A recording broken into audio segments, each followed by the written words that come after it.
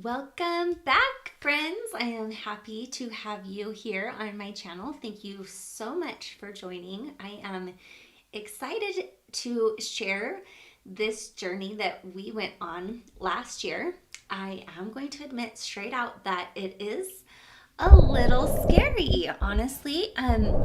This is a story that I haven't told very many people.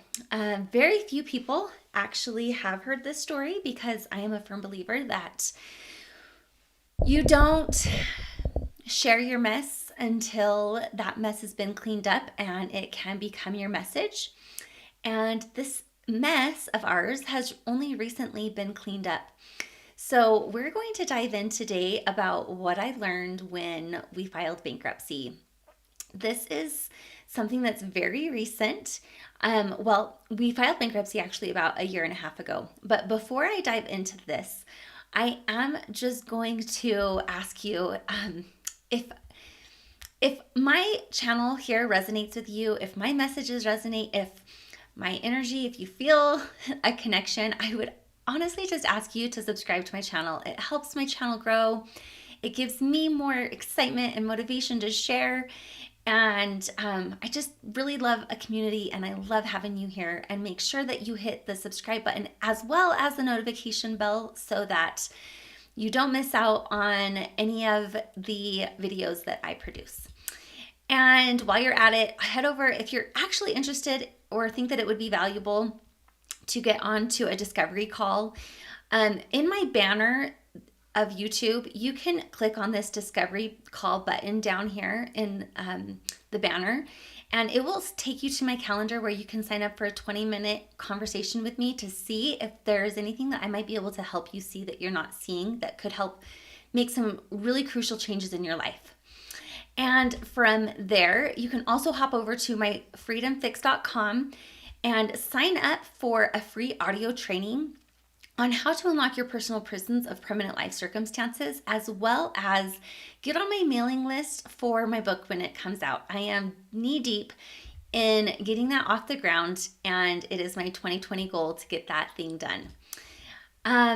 So I'm going to just dive into this, and I've got some other videos that I've done that lead into this segue or into this segment of the last decade of my life. And really, it was kind of just the cherry on top of the crap cake that I'd been eating for 12 years when this happened. If you aren't familiar with my channel, go over and check out some of my other videos that lead up to this. My oldest son passed away 14 years ago. This talks about the trauma that I went through with that.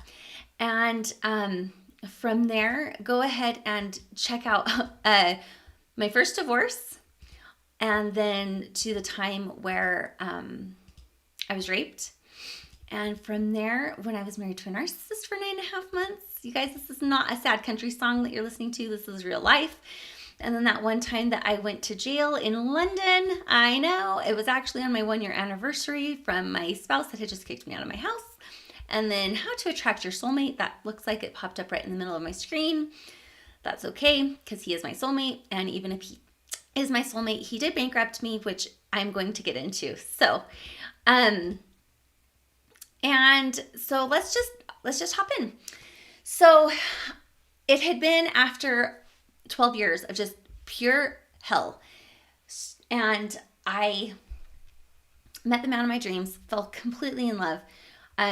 Definitely to a point where I knew I was marrying him and it was going to be hard because we are super different. We have extremely different, we're very similar in some ways and then extremely different in other ways. And I knew it was going to be a challenge, but I didn't know that it was going to be a challenge financially. And when we were dating, he was in an enormous amount of debt. And I told him initially, I said, no, I'm not going to do that. I don't go there. I don't hold debt. I've never had debt. I don't like debt. It's not my thing. I have had a job since the time I was 5. I paid for everything as a child, all the way from my piano lessons, my dance lessons, my own tampons when I started my period. I paid for everything for my entire life because my parents really drove home the lesson of being financially responsible and independent from the time I could count to 5, honestly. And so when he told me about the debt that he had when we were dating, my initial response was no, like, go figure that out and we'll keep dating. We were actually in Greece serving a humanitarian mission when the conversation happened. And I remember we were sitting actually on a ferry boat. And he told me at that moment, he said, like, this is not a big deal. This is how much money I make. You don't need to stress out about it. You don't need to worry about it. Like, I can make this much money in this X amount of time. We can have this paid off. Like, if this is normal, I carry this kind of debt. I get it paid off frequently, regularly. Like, this is just a part of owning your own business and being an entrepreneur. And I knew that was true deep down in my heart. I knew that being an entrepreneur and a businessman and a business owner, that it's quite frequent that you carry debt. And so he showed me his financials. He was very transparent with his past income and basically like gave me a reassurance that it was going to be okay, that he'd be able to get it paid off and that it wasn't as big of a deal to me. So we got married and I had an 815 credit score. And I had $100,000 of available line of credit because I was about to do a real estate flip. And instead of putting that money towards a real estate deal, we transferred all of his debt into my name because it was at 0% interest. And we would save an enormous amount of money not paying finance charges. Well, initially when we were first married, I was a wild codependent. I was a wild people pleaser. Wild. I had no voice. I had no opinion. I could not hold true to myself, which is a big reason why I found myself raped, how I got myself into a rapist's arms, why I married a narcissist to begin with. The second time around, not my husband, but my second husband was a raging narcissist. And so this like people pleasing codependent like dynamic in my life and in my personality type really stopped me from being able to put my foot down and say, no, we are not putting this debt in my name. We're leaving that in yours. You're getting that figured out. Because initially and originally I said, no, I don't want that debt in my name. Like, you need to figure that out. And he came back and was like, but we're a team now. We'd been married for 3 weeks. And this was my third marriage. So you can imagine, like, I was super skeptical because like I had been burned at this point multiple times and did not have a good success rate with this whole marital stuff. And in my first divorce, it was when our house foreclosed and we had 2 failed businesses and $100,000 of debt. That financial weight is what crushed my marriage. It was what crumbled. It was the straw that broke the camel's back after my son passed away when I was married to my kid's dad. And so I was really nervous, and I had everybody under the sun telling me, don't do this. My brother is a financial advisor, and just everybody that I talked to said, do not do it. Do not put that debt in your name. Do not extend that line of credit. Absolutely not. Draw a line. Absolutely hard no. And I originally said, no way, Jose, like, get away. And with several days of consistent persuasion, I finally submitted and surrendered and just said, okay, well, I guess if I'm on your team, then I gotta do it. I guess I gotta do it. And I relinquished my voice. I pulled back. I didn't listen to my spidey senses. I didn't listen to my gut. When he said, like, well, this is how much money I make, and we're going to start making this much money, and it's just going to be a couple of months, and in 6 months from now, we're going to be making this much money, and it's not a big deal, and you don't need to worry about it. And I didn't listen to myself and I didn't trust myself, and I listened to him instead, and I allowed myself to be persuaded. And I, growing up, was massively, well, I'll get into that actually in a second. So fast forward, we did that 2017, and we then went for 2 years down the rabbit hole of throwing resources at his business that he was trying to salvage. Now, my husband is wildly talented, like freaking brilliant, brilliant, brilliant, brilliant, has all of the capacity and has historically done well with his business. When his wife left him, kind of unbeknownst to him of why, and there was a lot of trauma, there was a lot of pain, there was a lot of healing, and he had lost himself in that transition, going from being married to a woman that he absolutely loved and adored, to just being discarded, to then we got married really quickly, probably prematurely. I wouldn't recommend doing that for most people, but for us it was right, because we needed each other in our own individual ways to grow and to heal. But still made for really difficult circumstances and dynamics. And he really, really had the desire and the capability, but just not the capacity at the time, because on the flip side of that coin, like, I was a hot mess. We were just barely newlyweds. We were trying to blend children, blend families, blend livelihoods and homes and personality differences and parenting styles. And I mean, it was just a constant emotional, chaotic mess. And so then to add like getting business up and running on top of that was just incredibly difficult. And the thing that is so crazy is that my husband did not actually have anything, so to speak, to show for the money and for the debt that he was in.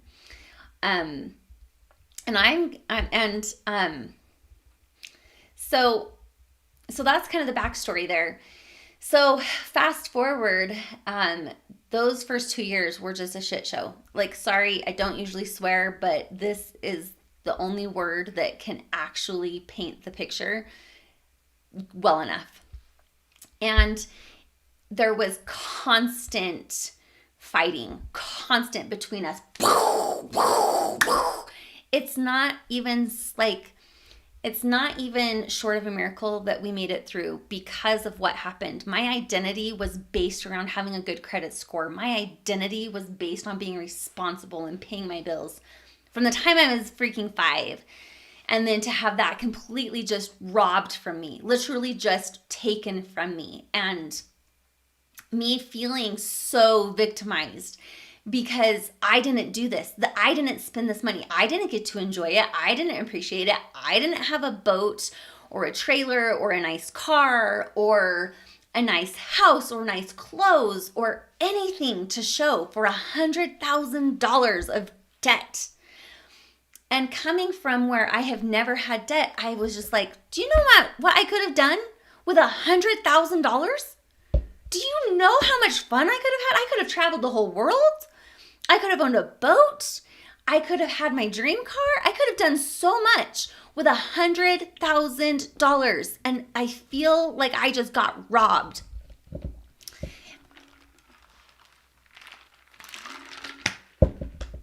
And it was devastating. It was absolutely devastating. Even though I actually did extend him my line of credit, I gave him permission. He didn't do anything deceivingly. He didn't do it without my permission or behind my back or any of that. He just persuaded me into doing something I didn't want to do. And I was talking to my sister because I was so angry, because I was like, at the very least, I should have been able to get something out of that. And business didn't pick up. And I explain it like financial trauma or financial problems is like Tetris. It's like if you catch it early on, you can still salvage the game. But eventually in Tetris, if you've ever played it, if you're old like me and you love Tetris, once you get to a point in Tetris, it's unsalvageable. You cannot win it. You cannot bring it back down. And it's just over. Game over, just like that. So, I mean, he was in constant shame of not providing for the family. And I was in constant pissed offness that he'd done this to me. And it was so crappy, the whole situation. And one day I was talking to my sister and I was just piping angry. And I was just like, I can't afford food for my family. I can't even freaking go buy food. I was so angry. And I was like, and he did this and this and this and na na na na and this and this and this and this and this. And I was just going off, complaining and boo-hooing and whining about my circumstance. And my sister said to me, Michelle, you sound like a victim. And I was like, I am a victim. I mean, I was so angry. And I was like, I am a victim. He did do this to me. He put this money in my name and in my credit, and I didn't want to. And he didn't pay it like he said he was going to. And he told me he makes this much money and he doesn't. And I was just so angry. And she's like, but Michelle, you sound like a victim. And I took me so long to wrap my head around what being a victim is and having a victim mentality. And she said to me right then, Michelle, ask yourself, what part did you play? And I was like, what part did I play? And I sat on that question for days. And I finally came up and I'm like, the part that I played was that I was manipulatable and that I didn't own my voice and that I was a people pleaser and that I didn't stand my ground. And it was the first time where it was like, I had a part. And when you have a part in something, you stop blaming other people. Because yes, Seth, my husband, did put this debt in my name. He did convince me. He did persuade me to do that. But my part was that I freaking allowed him to. And I wasn't taking responsibility for my part. And you cannot change anything in your life until you freaking take ownership of your part. And I like the word ownership. It's where you own your shit. And you finally just say, oh crap, this is my part. And the thing is, up until this point in my life, everything happened to me. I was raped. I was a victim. That man is absolutely a terrible, awful human, and he did rape me, and I was a victim. But what was my part?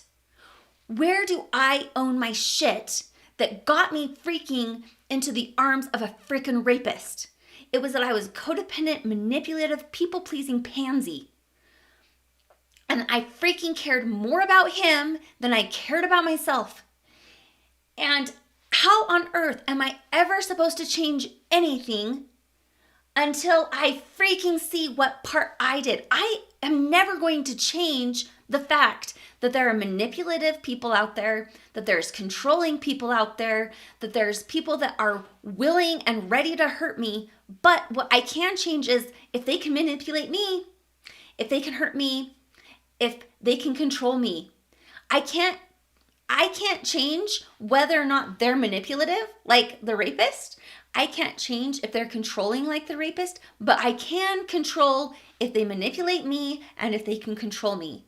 And that is the power of owning your own shit, is you see the freaking part you played, and that is how you become not a victim. So let me just be really clear. There's absolutely victims. Elizabeth Smart, she was freaking taken out of her window as a child and chained. She is a victim. But one thing that I want to drive home is that it's not your circumstances that define you. It's how you define your circumstances that define you. It's not what happens to you, it's what you do with what happens to you. Elizabeth Smart, she's a freaking boss. She is not a victim. She has taken the shit that has happened to her and she is using it to help other people. She is using it to better the world. That is a victorious mindset, not a victim mindset. A victim mindset would be her saying, this happened to me. This man raped me every day for 9 months straight. He had me chained to a tree, and now I'm never going to be able to trust men the rest of my life, and I'm never going to get married. That's a victim mindset. But instead, she has healed. She has grown. She has purpose. She shares. She loves. She chooses to trust men. She has overcome. Instead of allowing what happened to her to define her, she is taking what happened to her and she is defining it. And it's a difference between letting things happen to you and allowing things to happen for you.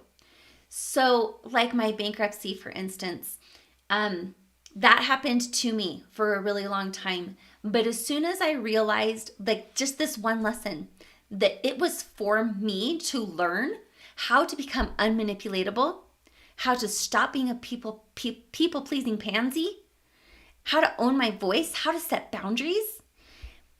If that was the only thing that I gained from my bankruptcy, then that is a win. Then that experience worked for me because I learned something, I changed something, I grew. And that is how you become victorious in your life and you stop buying into victim. So I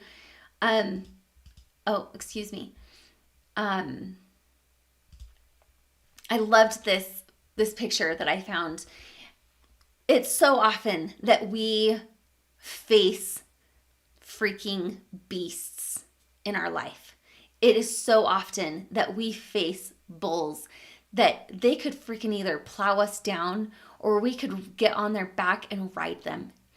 It's not about the circumstances that face you. It's not the circumstances that define you. It's how you define your circumstances that defines you.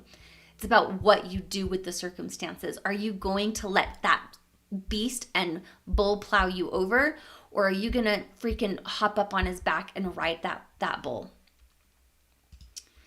And then it's not about what happens to you. It's about what happens next. And I freaking love this because that is one of the most important lessons that I learned was when this all happened and there was nothing that we could do about it. There was no way of salvaging it. I could make a choice. Am I going to let this ruin us? Am I going to hold on to this forever? Am I going to resent him and be pissed off at him forever? Or am I going to allow this to make us stronger, more committed, more loving, more kind, more gentle, fresh start, forgiveness, all of these things? What am I going to do? I have got two options. I can let it make me bitter. I can let it make me be better. I can use it for ammo, or I can use it for connection. I can do so many different things. And that's the point that I'm trying to make, is that you can take the same person or two different people and put them in the same circumstance and have an entirely different outcome every single time. So let me just take, for example, my son died, and you could take the death of a child and put it on two different people. And for one person, they are going to see it as their greatest blessing and as their greatest gift. And the other person is going to see it as their greatest curse. Hold on, I'm going to read this here. Failures are made only by those who fail to dare, not by those who dare to fail. Ooh, I love that. Thank you so much for sharing. I appreciate it. Is that Brene Brown? That sounds like a Brene Brown quote. If it's not, I really think you should tagline that, because that's a really good quote there. I like that. Thanks for sharing. So you take the same person, put them in the same two different people, same circumstance. It's not about what happens to you. It's about what you choose to do with what happens to you. It's what you choose to do next with what happens to you. So you can't always say, I'm not a victim if you have been a victim. If somebody has freaking hurt a family member or murdered a family member or raped you or stolen your car or any of these things, that technically is you being a victim. But what happens next is whether or not you have a victim mentality. If you choose to be bitter, that's victim mentality. If you choose to let it make you better, that is when you have grown outside of the victim mindset. One thing that was really powerful, and I honestly believe that this lesson saved my marriage during the shit show. I don't really swear. I try not to swear a lot. This is one thing that I really like swearing, or like shit show and ownership. Ownership's probably my favorite swear word. I'm sorry, I'm really thirsty. But I'm a God girl, and I was sitting there trying to forgive my husband, trying to wrap my head around how to move forward, because there were times in the middle of all of this hell that I would tell him, like, if we go to bankruptcy, I'm never going to forgive you. If this ends in bankruptcy, we're done. And I would threaten him with all kinds of stuff, which I think is pretty normal, which is why financial trauma is at the top of the list of things that like break marriages. And the parable of the servant came to mind. And it's when the servant, he owed money, and he went to the person who he owed money to, and he begged for forgiveness of his debt. And the person who owned the debt forgave this servant. And that servant had somebody who owed him debt.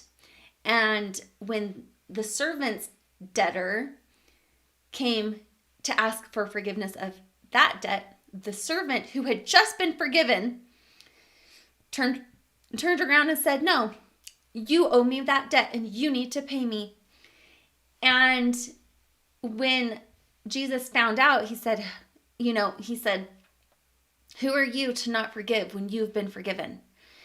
And the memory came back into my mind when I was married to my children's father. When my son passed away, never once did my kid's dad blame me for my son's death. Never once did he ever say that it was my fault, that I should have done something different, when he very well could have. It was a complete accident, but it was on my watch. And this thought came to my mind: who are you to not extend that same kind of compassion and forgiveness to another, when you yourself have received that compassion and empathy? My husband did not do this on purpose. He was not a frivolous spender. He was not making purchases that were frivolous. They were for business. It was to salvage something that had already been working in the past. He was trying to get it to work again. And he didn't do it on purpose. It was an accident, just like my son's death was an accident. And it's true that for all of us, who are we not to forgive another when we have received forgiveness already from God? And I really loved that lesson. It drove it home. So, and then I'm going to share with you kind of just a last little thought here, about the principle of open loops. Ooh, check out Ephesians 4:29 in the Christian Standard Bible Version. Okay, I will. Thanks for sharing. I will actually check that out tonight. Appreciate the comment. Keep them coming. So the open loop principle, I have seen it over and over and over and over and over and over and over in my life. It is, we do not close the loop to lessons until we have proven ourselves in the lessons, and that we will see the same lessons in our lives reappear over and over and over until we have proven ourselves in that lesson. So my belief for many years was that the straw that broke the camel's back was the financial ruin in my first marriage. In my first marriage, we were $100,000 in debt. We had 2 failed businesses, foreclosed home, and we were $100,000 in debt. Did I already say that? And that was right when we went through our divorce. And for a long time, I thought that it was, I knew that that wasn't the entirety of the reason for that divorce, but I did believe that that was the straw that broke the camel's back. And I personally believe that that open loop stayed open until I proved to God that I wasn't going to divorce over finances, and that wasn't actually the reason, and that I had to prove myself in that adversity that it wasn't financial. And now that loop has been closed, that door is shut. And I've seen this in so many different examples of my life, that when you haven't learned a lesson, the experience will present itself in a new way until you prove yourself in that experience. So I think that pretty much covers the basis here. If you have any questions, comments, shout them out now, or forever hold your peace. And we will catch you next time on my next live. All right. And we are going to leave you there. And I hope you guys have a great day, a great night, and a great life. Bye.